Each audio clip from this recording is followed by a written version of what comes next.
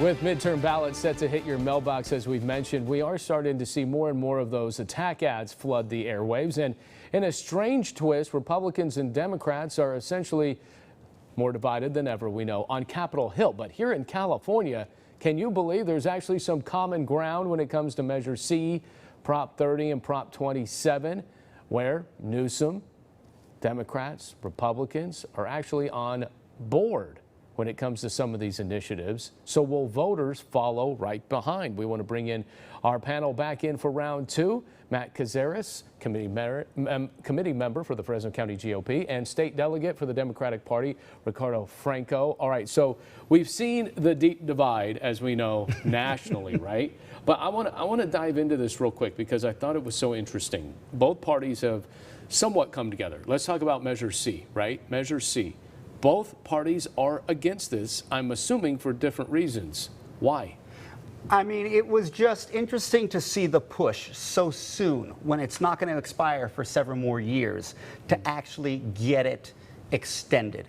And what we know is that there are a lot of different communities within Fresno County that feel like their voices have not been heard and that the allocation of how those funds are going to be spent are not going to be prioritizing the things that these communities really want in terms of different trees and sidewalks and access, where the skepticism that might just go to widening freeway lanes and bigger roads in some of the more wealthier parts of the county. It is a transportation tax, so I'm not so sure trees are going to be in the mix there, but right. But it's part of the corridor, right? I mean, even the Fresno mayor wanted to have this beautiful corridor that would take you from the downtown Brewery District connecting to Tower Theater connected to Fresno State. Is there any mention? I mean, that's a priority for the community, and for them to not be able to have that discussion and to just railroad it on through is something that they're But once the money comes in, then the city can decide where the money will go after that. So they still have to approve the money for them to get the money, right? They do, but the whole thing, Alexon, is so you want when it mapped you start out beforehand. We do want to make sure that it is mapped out beforehand and that there's a more secure plan. Real quick, why is the Fresno County GOP opposed to Measure C? We know what Measure C has done and what it can do. However, in the economic climate we are in today, the county party does not believe renewing a tax measure is the right thing to do at this time.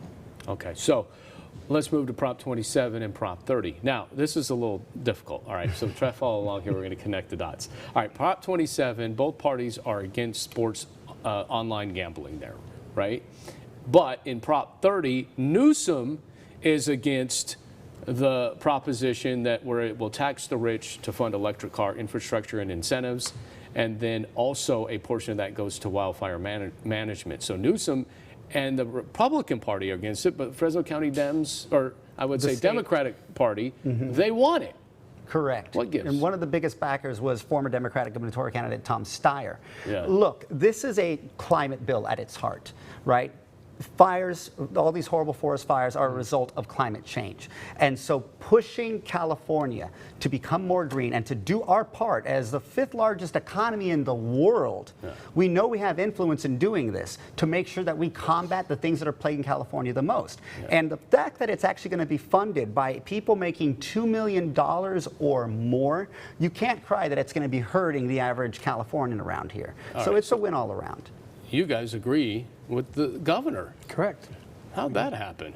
Well, when you look at Proposition 30, it really incentivizes electric vehicles.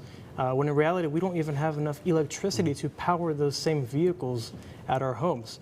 So we really are not for it, and we encourage all voters to vote against it. I want to get to this now. AB 2030, governor signs a Rambula's bill to stop Fresno County supervisors from having really the redistricting power when it comes to the census and the political lines being drawn every 10 years. You heard from Nathan Magsig there. Should the governor not sign a bill that singles out just one county and make it, let's just do all 58 counties? But he singled Fresno County out. I wouldn't be opposed to that, honestly. You know, I think most Americans really do want to see some other sense of oversight. I mean, Californians did vote to have an independent commission draw the lines when it comes to congressional districts. But look, sometimes in certain communities, we see problems happen. And when you can actually get those problems resolved, then they need to be resolved. You can go back a few elections ago when the city of Porterville and the city of Kingsburg were mandated to go to district elections rather than the whole community being at large because of disenfranchisement of certain communities. Did the governor play partisan politics here? What Joaquin Arambula did was give away local control back to his socialist Sacramento friends. And giving that control away will deter fair maps and will give more political divisive maps like we saw with the congressional maps. So we do not support what Arambula did. And I think that's driven by his personal frustration that his candidates and his policies don't work and don't win. I got a hard rap from my producer. Forgive me, I'm going to ask this real quick. 2 seconds here. Who has really connected with voters here in the Valley when it comes to all ages? You're what, 20? You're 20. 20. Is the Republican Party connecting with voters your age? Absolutely. The Republican Party here in Fresno is focused on so many issues that matter to everyone of all ages. Lower taxes, bringing down the cost of living, making sure our streets are safe, making sure that we defend our borders, and that's what we stand for, and that's what's attracting voters. Real quick.